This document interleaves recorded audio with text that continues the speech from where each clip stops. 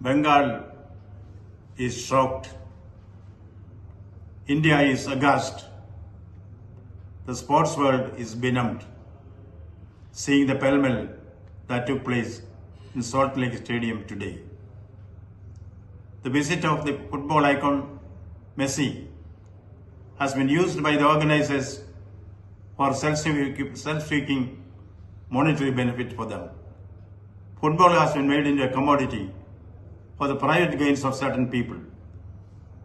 Who is responsible for this pell-mell?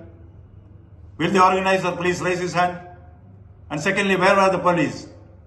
Yesterday, I had anticipated certain things here based on certain information which was received from the common man who called me. Then, instructions were given to government to take certain preventive steps.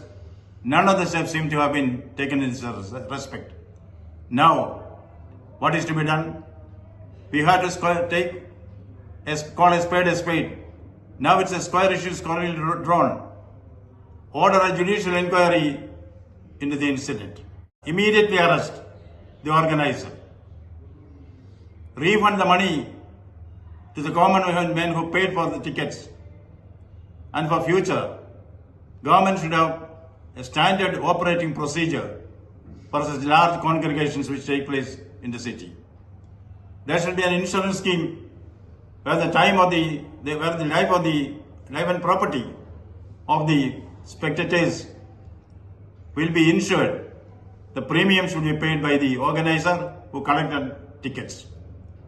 Now, if such an incident takes place in future, for such congregations, rapid action force in sufficient numbers should be kept ready, well-oiled and fighting fit. Then, very important, we see lack of management, lack of planning, lack of supervision here.